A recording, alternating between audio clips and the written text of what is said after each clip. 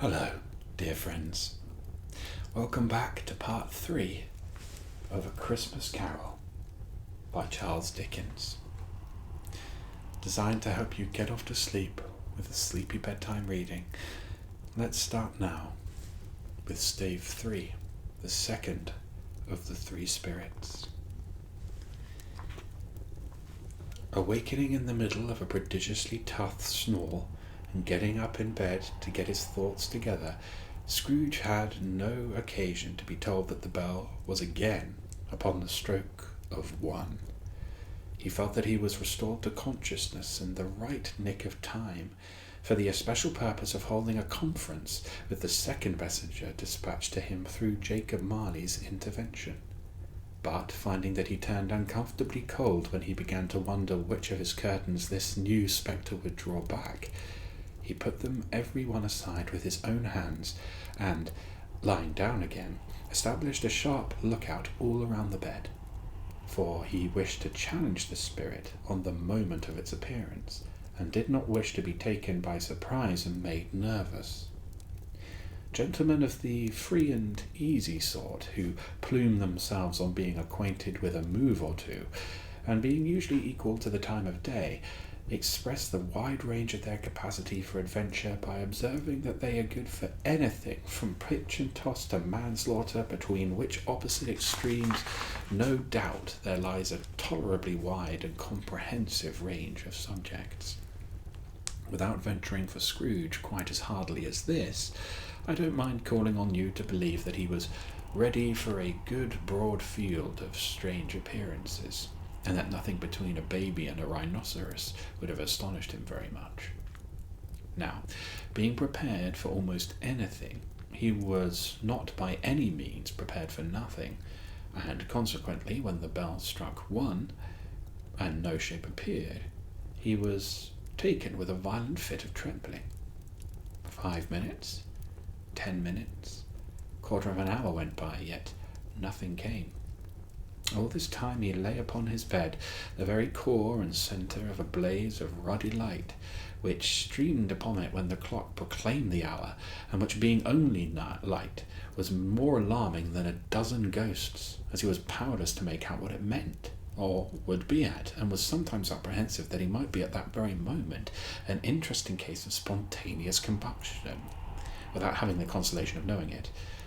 At last, however, he began to think, as you and I would have thought at first, for it is always the person not in the predicament who knows what ought to have been done in it, and would unquestionably have done it too. At last, I say, he began to think that the source and secret of this ghost light might be in the adjoining room, from whence, on further tracing it, it seemed to shine. This idea taking full possession of his mind, he got up softly, and shuffled in his slippers to the door. The moment Scrooge's hand was on the lock, a strange voice called him by his name, and bade him enter. He obeyed. It was his own room, there was no doubt about that, but it had undergone a surprising transformation. The walls and ceilings were so hung with living green that it looked like a perfect grove, from every part of which bright gleaming berries glistened. The crisp leaves of holly, mistletoe, and ivy reflected back the light, as if so many little mirrors had been scattered there, and such a mighty blaze went roaring up the chimney, at that dull petrifaction of a hearth that had never known in Scrooge's time, or Marley's, or for many and many a winter season gone.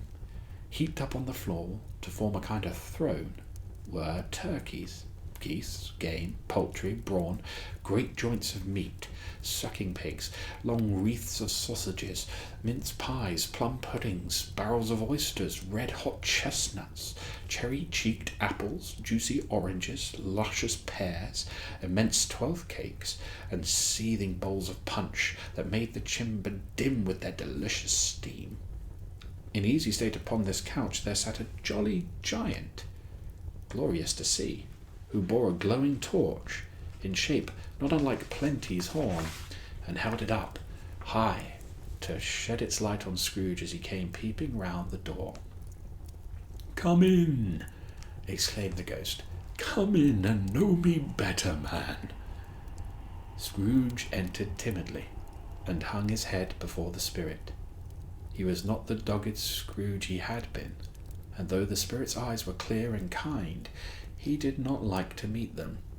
"I am the ghost of Christmas present," said the spirit. "Look upon me." Scrooge reverently did so. It was clothed in one simple deep green robe or mantle, bordered with white fur. This garment hung so loosely on the figure that its capacious breast was bare, as if disdaining to be warded or concealed by any artifice. Its feet, observable beneath the ample folds of the garment, were also bare, and on its head it wore no other covering than a holly wreath, sat there and here with shining icicles. Its dark brown curls were long and free as its genial face, its sparkling eye, its open hand, its cheery voice, its unconstrained demeanour, and its joyful air. Girdled round its middle was an antique scabbard, but no sword was in it, and the ancient sheath was eaten up with rust. "You have never seen the like of me before," exclaimed the spirit. "Never," Scrooge made answer to it. "I have never walked forth with the younger members of my family, meaning, for I am very young, my elder brothers born in these later years," pursued the phantom. "I don't think I have," said Scrooge. "I'm afraid I've not. Have you had many brothers, spirit?" "More than 1,800, said the ghost. "A tremendous family to provide for," muttered Scrooge. The ghost of Christmas present rose. "Spirit," said Scrooge submissively, "conduct me where you will. I went forth last night on compulsion, and I learned a lesson which is working now. Tonight, if you have aught to teach me, let me profit by it. Touch my robe." Scrooge did as he was told and held it fast. Holly, mistletoe, red berries, ivy, turkeys, geese, game, poultry, brawn, meat, pigs, sausages, oysters, pies, pudding, fruit, and punch all vanished instantly. So did the room, the fire, the ruddy glow, the hour of the night, and they stood in the city streets on Christmas morning, where, for the weather was severe, the people made a rough but brisk and not unpleasant kind of music, in scraping the snow from the pavement in front of their dwellings and from the tops of their houses, whence it was mad delight to see the boys come plumping down into the road below and splitting into artificial little snowstorms. The house fronts looked black enough, and the windows blacker, contrasting with the smooth white sheet of snow upon the roofs, and with the dirtier snow upon the ground, which last deposit had been ploughed up in deep furrows by the heavy wheels of carts and wagons, furrows that crossed and recrossed each other hundreds of times, where the great streets branched off and made intricate channels, hard to trace, in the thick yellow mud and water. The sky was gloomy, and the shortest streets were choked up with a dingy mist, half thawed, half frozen, whose heavier particles descended in a shower of sooty atoms, as if all the chimneys in Great Britain had, by one consent, caught fire, and were blazing away to their heart's content. There was nothing very cheerful in the climate of the town, and yet there was an air of cheerfulness abroad that the clearest summer air and brightest summer sun might have endeavoured to diffuse in vain. For the people who were shovelling away on the housetops were jovial and full of glee, calling out to one another from the parapets, and now and then exchanging a facetious snowball, better-natured missile far than many a wordy jest, laughing heartily if it went right, and not less heartily if it went wrong. The poulterers' shops were still half open, and the fruiterers were radiant in their glory. There were great round pot-bellied baskets of chestnuts, shaped like the waistcoats of jolly old gentlemen, lolling at the doors and tumbling out into the street into their apoplectic opulence. There were ruddy, brown-faced, broad-girthed Spanish onions, shining in the fatness of their growth like Spanish friars, and winking from their shelves in wanton slyness at the girls as they went by, and glanced demurely at the hung-up mistletoe. There were pears and apples clustered high in blooming pyramids. There were bunches of grapes made, in the shopkeeper's benevolence, to dangle from conspicuous hooks that people's mouths might water gratis as they passed. There were piles of filberts, mossy and brown, recalling in their fragrance ancient walks among the woods, and pleasant shufflings ankle-deep through withered leaves. There were Norfolk biffins, squab and swarthy, setting off the yellow of the oranges and lemons, and in the great compactness of their juicy perches, urgently entreating and beseeching to be carried home in paper bags and eaten after dinner. The very gold and silver fish, set forth among these choice fruits in a bowl, though members of a dull and stagnant-blooded race, appeared to know that there was something going on, and to a fish went gasping round and round their little world in slow and passionless excitement. The grocers, nearly closed, with perhaps 2 shutters down or one, but through those gaps such glimpses! It was not alone that the scales descending on the counter made a merry sound, or that the twine and roller parted company so briskly, or that the canisters were rattled up and down like juggling tricks, or even that the blended scents of tea and coffee were so grateful to the nose, or even that the raisins were so plentiful and rare, the almonds so extremely white, the sticks of cinnamon so long and straight, the other spices so delicious, the candied fruit so caked and spotted with molten sugar as to make the coldest lookers-on feel faint and subsequently bilious. Nor was it that the figs were moist and pulpy, or that the French plums blushed in modest tartness from their highly decorated boxes, or that everything was good to eat and in its Christmas dress, but the customers were all so hurried and so eager in the hopeful promise of the day that they tumbled up against each other at the door, crashing their wicker baskets wildly, and left their purchases upon the counter, came running back to fetch them, committed hundreds of the like mistakes in the best humour possible, while the grocer and his people were so frank and fresh that the polished hearts with which they fastened their aprons behind might have been their own, worn outside for general inspection and for Christmas doors to peck at if they choose. But soon the steeples called good people all to church and chapel, and away they came, flocking through the streets in their best clothes and with their gayest faces. And at the same time there emerged from scores of by-streets, lanes, and nameless turnings, innumerable people carrying their dinners to their bakers' shops.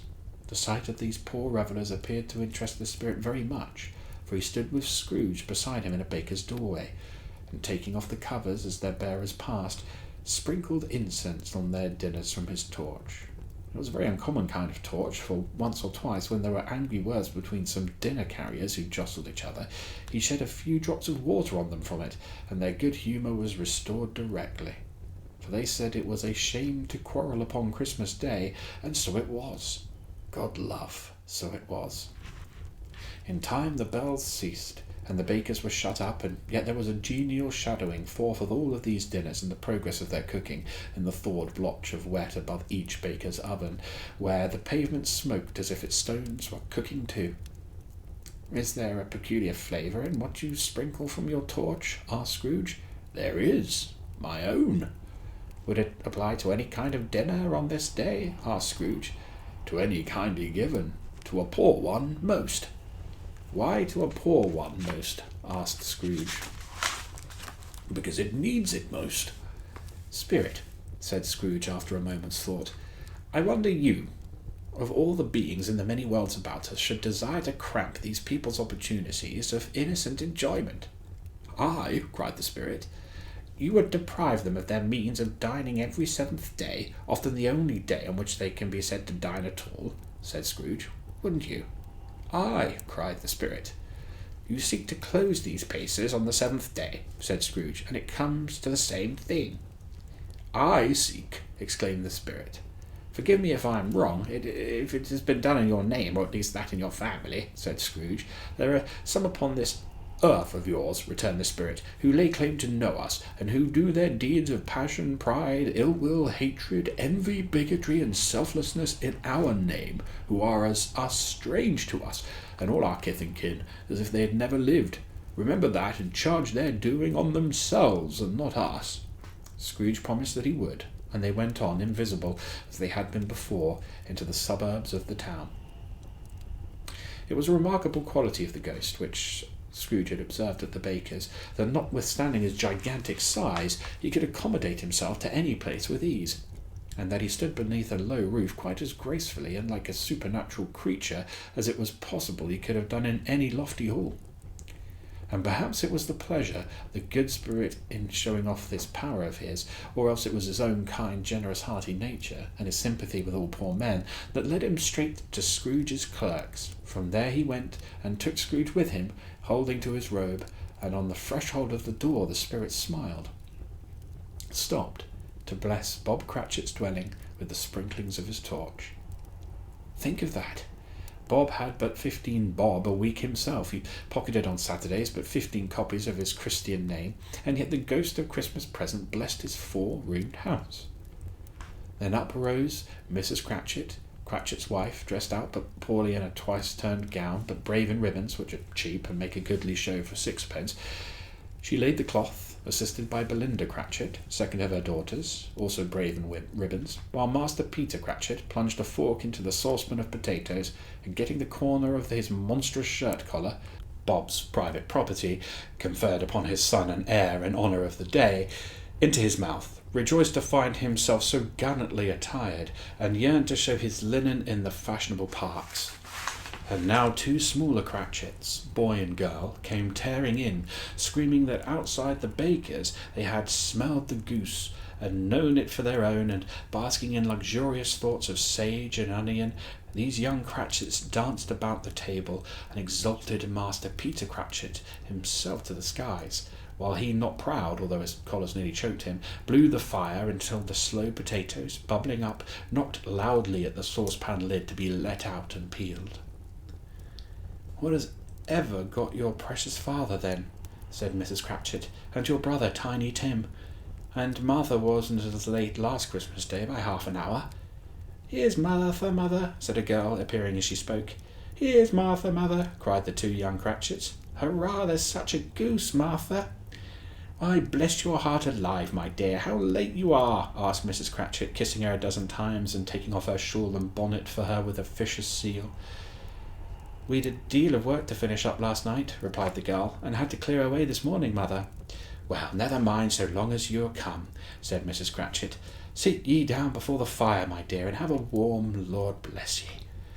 "No, there's father coming," cried the 2 young Cratchits, who were everywhere at once. "Hide, Martha, hide!" So Martha hid herself, and in came little Bob, the father, with at least 3 feet of comforter, exclusive of the fringe, hanging down before him, and his threadbare clothes darned up and brushed to look seasonable, and Tiny Tim upon his shoulder. Alas for Tiny Tim, he bore a little crutch, and had his limbs supported by an iron frame. "Why, where's our Martha?" cried Bob Cratchit, looking round. "Not coming," said Mrs. Cratchit. "Not coming," said Bob, with a sudden declension in his high spirits, for he had been Tim's blood horse all the way from church, and had come home rampant. "Not coming upon Christmas Day?" Martha didn't seem to like to see him disappointed, if it were only in joke, so she came out prematurely from behind the closet door and ran into his arms, while the 2 young Cratchits hustled Tiny Tim and bore him off into the wash-house, that he might hear the pudding singing in the copper. "And how did little Tim behave?" asked Mrs. Cratchit, when she had rallied Bob on his credulity, and Bob had hugged his daughter to his heart's content. "As good as gold," said Bob, "and better. Somehow he gets thoughtful sitting by himself so much, and thinks the strangest things you ever heard. He told me, coming home, that he hoped the people saw him in the church because he was a cripple, and it might be pleasant to them to remember upon Christmas Day who made lame beggars walk and blind men see." Bob's voice was tremulous when he told them this, and trembled more when he said that Tiny Tim was growing strong and hearty. His active little crutch was heard upon the floor, and back came Tiny Tim before another word was spoken, escorted by his brother and sister to his stool beside the fire, and while Bob, turning up his cuffs, as if, poor fellow, they were capable of being made more shabby, compounded some hot mixture in a jug with gin and lemons, and stirred it round, and put it on the hob to simmer. Master Peter and the 2 ubiquitous young Cratchits went to fetch the goose, with which they soon returned in high procession. Such a bustle ensued that you might have thought a goose the rarest of all birds, a feathered phenomenon, to which a black swan was a matter of course, and in truth it was something very like that in the house. Mrs. Cratchit made the gravy, ready beforehand in a little saucepan, hissing hot. Master Peter mashed the potatoes with incredible vigour. Miss Belinda sweetened up the apple sauce, Martha dusted the hot plates, Bob took Tiny Tim beside him in a tiny corner at the table, and the 2 young Cratchits set chairs for everybody, not forgetting themselves, and mounting guard upon their post, crammed spoons into their mouths, lest they should shriek for goose before their turn came to be helped.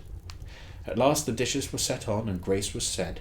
It was succeeded by a breathless pause, as Mrs. Cratchit, looking slowly all along the carving knife, prepared to plunge it in the breast. But when she did, and when the long-expected gush of stuffing issued forth, one murmur of delight arose all around the board, and even Tiny Tim, excited by the two young Cratchits, beat on the table with the handle of his knife, and feebly cried, "Hurrah!" There was never such a goose. Bob said he didn't believe there was ever such a goose cooked. Its tenderness and flavour, size and cheapness were the themes of universal admiration. Eked out by the apple sauce and mashed potatoes, it was a sufficient dinner for the whole family. Indeed, as Mrs. Cratchit said with great delight, surveying one small atom of a bone upon the dish, they hadn't ate it all at last. Yet every one had had enough, and the youngest Cratchits in particular were steeped in sage and onion to the eyebrows. But now, the plates being changed by Miss Belinda, Mrs. Cratchit left the room alone, too nervous to bear witness, to take the pudding up and bring it in. Suppose it should not be done enough? Suppose it should be breaking and turning out? Suppose somebody should have got over the wall of the backyard and stolen it, while they were merry with the goose? A supposition at which the two young Cratchits became livid. All sorts of horrors were supposed. Hullo, a great deal of steam. The pudding was out of the copper. A smell like a washing day. That was the cloth. A smell like an eating house and a pastry cook's next door to each other, with a laundress's next door to that. That was the pudding. In half a minute Mrs. Cratchit entered, flushed, but smiling proudly with the pudding, like a speckled cannonball, so hard and firm, blazing in half a quarters of ignited brandy, and bed tight with Christmas holly stuck into the top. "Oh, what a wonderful pudding," Bob Cratchit said, and calmly too, that he regarded it as the greatest success achieved by Mrs. Cratchit since their marriage. Mrs. Cratchit said that now the weight was off her mind, she would confess she had her doubts about the quantity of flour.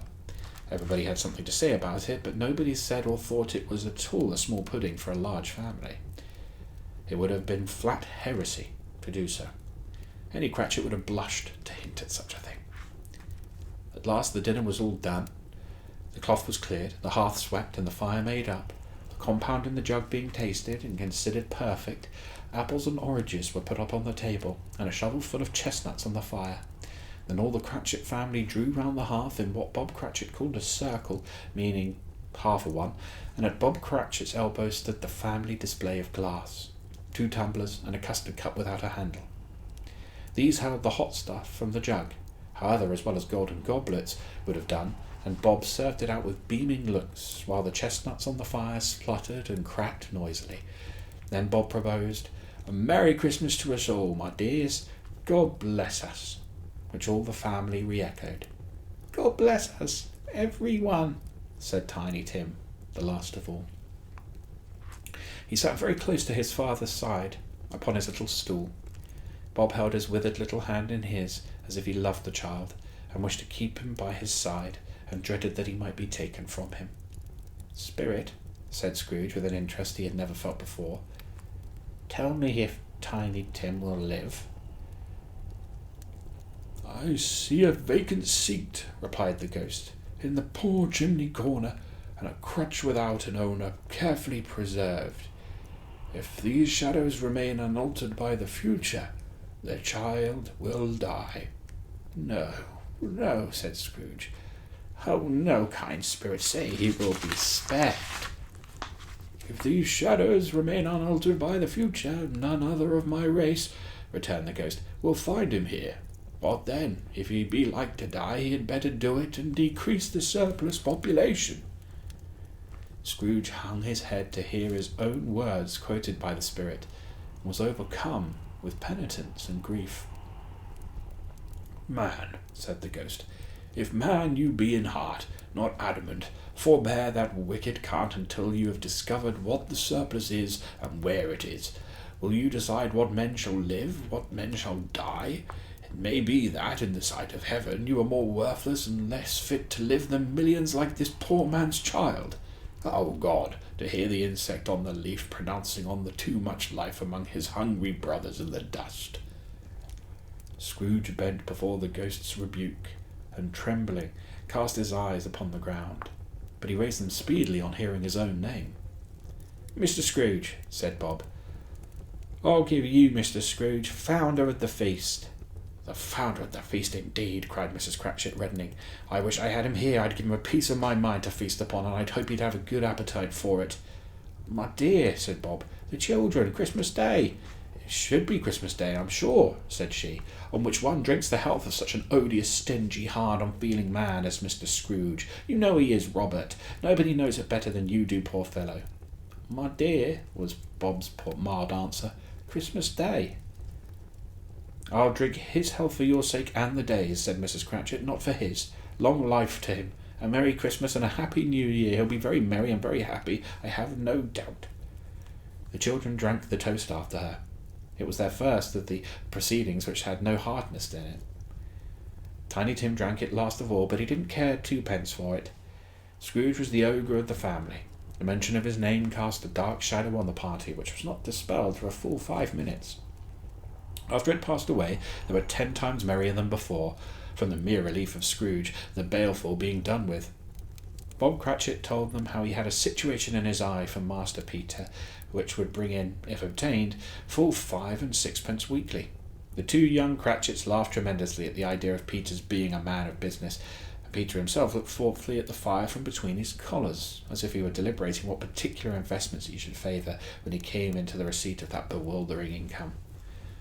Martha, who was a poor apprentice at a milliner's, then told them what kind of work she had to do, and how many hours she worked at a stretch, and how she meant to lie abed tomorrow for a good long rest, tomorrow being a holiday she passed at home. Also how she had seen a countess and a lord some days before, and how the lord was much about as tall as Peter, at which Peter pulled up his collar so high that you couldn't have seen his head if you'd been there. All this time the chestnuts in the jug went round and round, and by they had a song about a lost child travelling in the snow, from Tiny Tim, who had a plaintive little voice, and sang it very well indeed. There was nothing of high mark in this. They were not a handsome family, they weren't well dressed, their shoes were far from being waterproof, their clothes were scanty, and Peter might have known, and very likely did, the inside of a pawnbroker's. But they were happy, grateful, pleased with one another, and contented with the time. And when they faded and looked happier yet in the bright sprinklings of the spirit's torch at parting, Scrooge had his eye upon them, and especially on Tiny Tim, until the last. By this time it was getting dark and snowing pretty heavily, and as Scrooge and the spirit went along the streets, the brightness of the roaring fires in the kitchens and parlours and all sorts of rooms were wonderful. Here the flickering of the blaze showed preparations for a cosy dinner, with hot plates baking through and through before the fire, and deep red curtains ready to be drawn shut out colding darkness. There all the children of the house were running out into the snow to meet their married sisters, brothers, cousins, uncles, aunts, and be the first to greet them. Here, again, were shadows on the window blinds of guests assembling, and there a group of handsome girls, all hooded and fur-booted, and all chattering at once, tripped lightly off to some near neighbour's house, where woe upon the single man who saw them enter, artful witches well they knew it, in a glow. But if you had judged from the numbers of people on their way to friendly gatherings, you might have thought that no one was at home to give them welcome when they got there. Instead of every house expecting company and piling up its fires half-chimney high, blessings on it, how the ghost exulted! How it bared its breadth of breast, and opened its capacious palm, and floated on, outpouring with a generous hand its bright and harmless mirth on everything within its reach. The very lamplighter who ran on before, dotting the dusky street with specks of light, and who was dressed to spend the evening somewhere, laughed out loudly as the spirit passed, though little kenned the lamplighter that he had any company but Christmas. And now without a word of warning from the ghost they stood upon a bleak and desert moor, where monstrous masses of rude stone were cast about, as though it were the burial place or giants, and water spread itself wheresoever it listed, or would have done so but for the frost that held it prisoner, and nothing grew but moss and furze, and coarse rank grass. Down in the west the setting sun had left a streak of fiery red, which glared upon the desolation for an instant like a sullen eye, and frowning lower yet was lost in the thick gloom of darkest night. "What place is this?" asked Scrooge. "A place where miners live, who labour in the bowels of the earth, returned the spirit, but they know me. See. A light shone from the window of a hut, and swiftly they advanced towards it. Passing through the wall of mud and stone, they found a cheerful company assembling round a glowing fire, an old man and woman, with their children and their children's children, and another generation beyond that, all decked out gaily in their holiday attire. The old man, in a voice that seldom rose above the howling of the wind above the barren waste, was singing them a Christmas song. It had been a very old song when he was a boy, and from time to time they all joined in the chorus. So surely as they raised their voices, the old man got quite blithe and loud, and so surely as he stopped, his vigour sank again. The spirit did not tarry here, but bade Scrooge hold his robe, and passing on above the moor, sped whither? Not to see, to see. To Scrooge's horror, looking back, he saw the last of the land, a frightful range of rocks behind him, and his ears were deafened by the thundering of water as it rolled and roared and raged among the dreadful caverns it had worn, and fiercely tried to undermine the earth. Built upon a dismal reef of sunken rocks, some league or so from the shore, on which the waters chafed and dashed, the wild year through, there stood a solitary lighthouse. Great heaps of seaweed clung to its base, and storm birds, born of the wind, one might suppose, as seaweed of the water, rose and fell about like the waves they skimmed. But even here 2 men who watched the light had made a fire that through the loophole in the thick stone wall shed out a ray of brightness out onto the awful sea. Joining their horny hands over the rough table at which they sat, they wished each other Merry Christmas in their can of grog, and one of them, the elder too, with his face all damaged and scarred with hard weather, as the figurehead of an old ship might be, struck up a sturdy song that was like a gale in itself. Again the ghost sped on, above the black and heaving sea, on, until, being far away, as he told Scrooge, from any shore, they lighted on a ship. They stood beside the helmsman at the wheel, the lookout in the bow, the officers who had the watch, dark ghostly figures in their several stations. But every man among them hummed a Christmas tune, or had a Christmas thought, or spoke below his breath to his companion of some bygone Christmas day, with homeward hopes belonging to it, and every man on board, walking or sleeping, good or bad, had had a kinder word for one another on that day, more than any other day in the year, and had shared to some extent in its festivities, and remembered those he cared for at a distance, and had known that they delighted to remember him. It was a great surprise to Scrooge, while listening to the moaning of the wind and thinking what a solemn thing it was to move on through the lonely darkness over an unknown abyss, whose depths were as profound as death. It was a great surprise to Scrooge, while thus engaged, to hear a hearty laugh. It was a much greater surprise to Scrooge to recognise it as his own nephew's, and to find himself in a bright, dry, gleaming room, with the spirit standing smiling by his side, and looking at that same nephew with approving affability. Laughed Scrooge's nephew. If you should happen by any unlikely chance to know a man more blessed in a laugh than Scrooge's nephew, all I can say is, I should like to know him too. Introduce him to me, and I'll cultivate his acquaintance.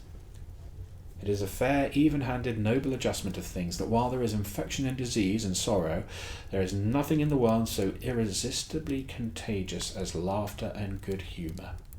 When Scrooge's nephew laughed in this way, holding his sides, rolling his head, twisting his face into the most extravagant contortions, Scrooge's niece, by marriage, laughed as heartily as he, and their assembled friends, being not a bit behindhand, roared out lustily. He said that Christmas was a humbug, as I live, cried Scrooge's nephew. He believed it too. More shame for him, Fred, said Scrooge's niece indignantly. Bless those women, they never do anything by halves, they're always in earnest.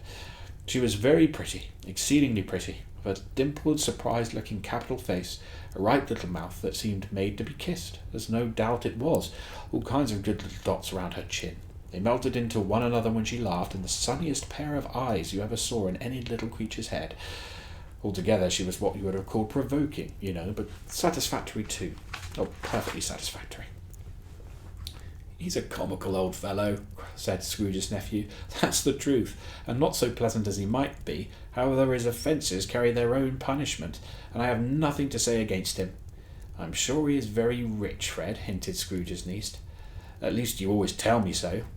"What of that, my dear?" said Scrooge's nephew. "His wealth's no use to him. He won't do any good with it. He doesn't make himself comfortable with it. He hasn't the satisfaction of thinking that he's ever going to benefit us with it."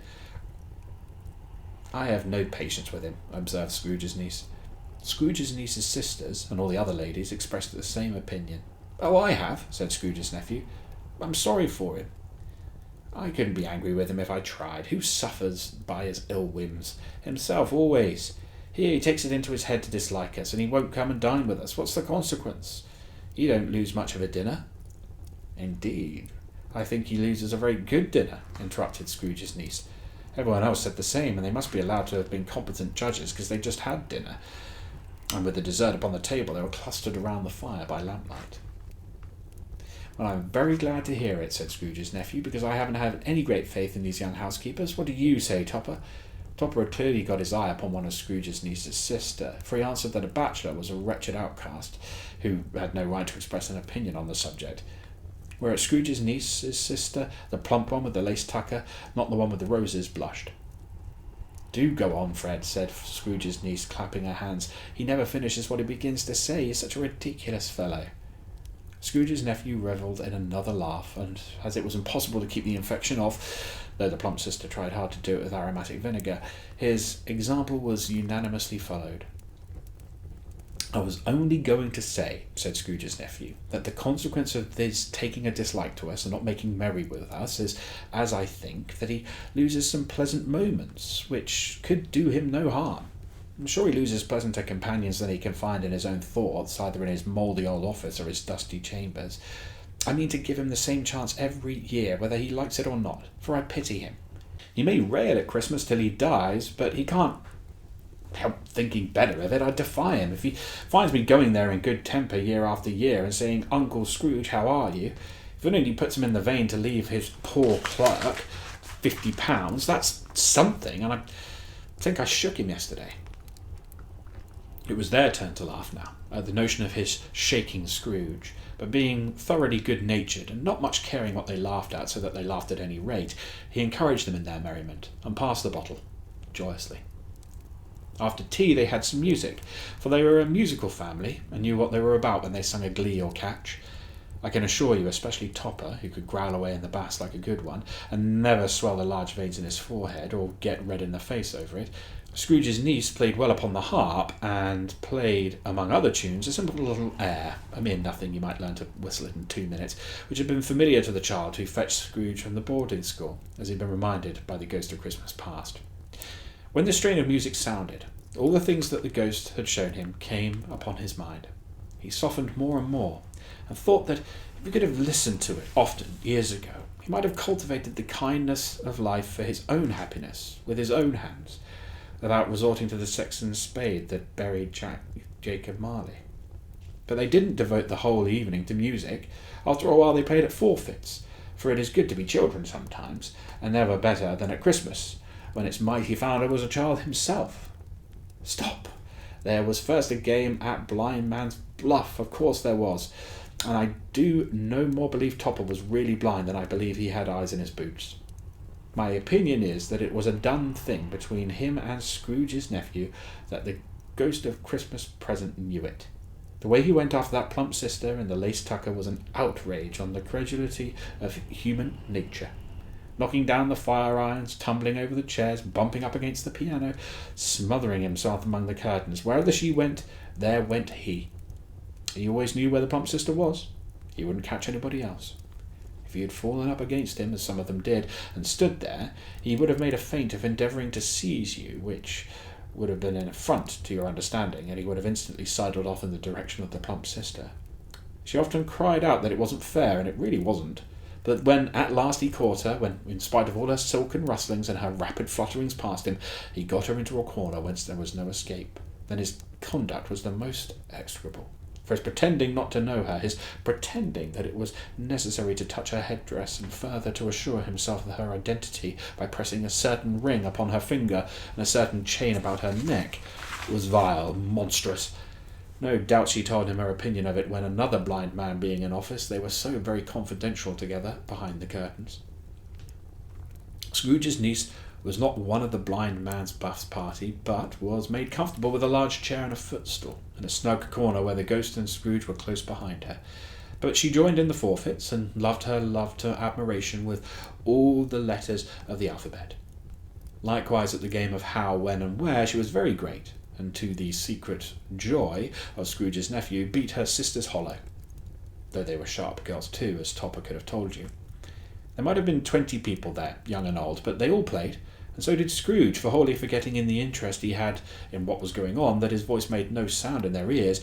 He sometimes came out with his guesses quite loud, and very often guessed right too, for the sharpest needle, best Whitechapel, warranted not to cut in the eye, was not sharper than Scrooge, blunt as he took it in his head to be.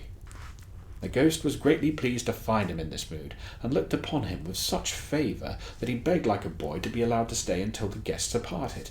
But the spirit said could not be done.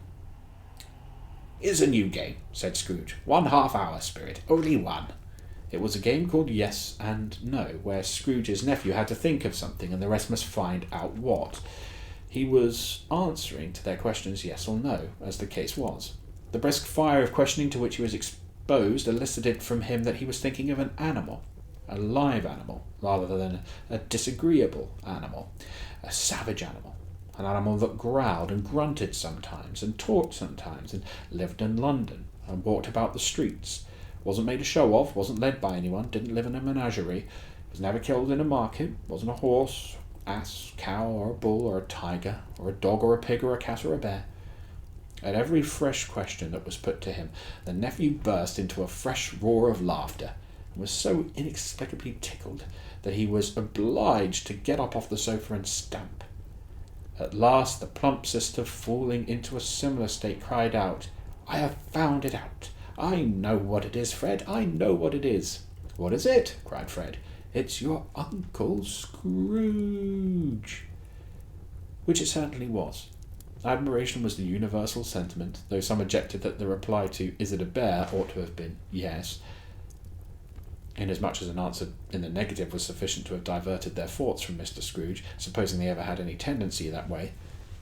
"He has given us plenty of merriment, I am sure," said Fred, "and it would be ungrateful not to drink to his health. Here is a glass of mulled wine ready to our hand at that moment, and I say Uncle Scrooge."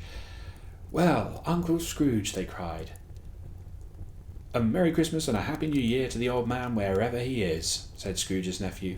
"He wouldn't take it from me, but may have it nevertheless, Uncle Scrooge." Uncle Scrooge had imperceptibly become so gay and light of heart that he would have pledged the unconscious company in return, and thanked them in an inaudible speech if the ghost had given them time. But the whole scene passed off in the breath of the last words spoken by his nephew, and he and the spirit were again on their travels. Much they saw, and far they went, and many homes they visited, but also with a happy end. The spirits stood beside sick beds, and they were cheerful. On foreign lands, and they were close to home. By struggling men, they were patient in their greater hope. By poverty, and it was rich. In almshouse, hospital, and jail, in misery's every refuge, where vain man in his brief authority had not made fast the door and barred the spirit out, he left his blessing, and taught Scrooge his precepts. It was a long night, if it were only a night, but Scrooge had doubts of this, because the Christmas holidays appeared to be condensed into the space of the time they passed together. It was strange, too, that while Scrooge remained unaltered in his outward form, the ghost grew older, clearly older. Scrooge had observed this change, but never spoke of it, until they left the children's 12th night party, when, looking at the spirit as they stood together in an open place, he noticed that his hair was grey. "Are spirits' lives so short?" asked Scrooge. "My life upon this globe is very brief," replied the ghost. "It ends tonight." "Tonight?" cried Scrooge. "Tonight at midnight. Hark, the time is drawing near." The chimes were ringing the 11:15 at that moment. "Forgive me if I'm not justified in what I ask," said Scrooge, looking intently at the spirit's robe, "but I see something strange and not belonging to yourself protruding from your skirts. Is it a foot or a claw?" "It might be a claw, for the flesh there is upon it," was the spirit's sorrowful reply. "Look here." From the foldings of its robe it brought 2 children. Wretched, abject, frightful, hideous, miserable, they knelt down at its feet, and clung upon the outside of its garment. "Oh, man, look here, look down here," exclaimed the ghost. They were a boy and girl, yellow, meagre, ragged, scowling, wolfish, but prostrate too in their humility. Where graceful youth should have filled their features out and touched them with its freshest tints, a stale and shriveled hand like that of age had pinched and twisted them, and pulled them into shreds. Where angels might have sat enthroned, devils lurked and glared out menacingly. No change, no degradation, no perversion of humanity in any grade through all the mysteries of wonderful creation, as monsters half so horrible and dread. Scrooge started back, appalled. Having them shown to him in this way, he tried to say they were fine children, but the words choked themselves rather than be parties to a lie of such enormous magnitude. "Spirit? Are they yours?" Scrooge could say no more. "They are man's," said the spirit, looking down upon them, "and they cling to me, appealing from their fathers. This boy is ignorance, this girl is want. Beware them both, and all of their degree, but most of all beware this boy, for on his brow I see that written which is doom, unless the writing be erased. Deny it," cried the spirit, stretching out its hand towards the city. "Slander those who tell it ye. Admit it for your factious purposes, and make it worse. Abide the end." "Have they no refuge or resource?" cried Scrooge. "Are there no prisons?" said the spirit, turning on him for the last time with his own words. "Are there no workhouses?" The bell struck 12. Scrooge looked about him for the ghost, and saw it not. As the last stroke ceased to vibrate, he remembered the prediction of old Jacob Marley, and lifting up his eyes beheld a solemn phantom, draped and hooded, coming like a mist along the ground toward him. And with that, I wish you a very good night and goodbye, and I look forward to having you join me until the next and final part of A Christmas Carol.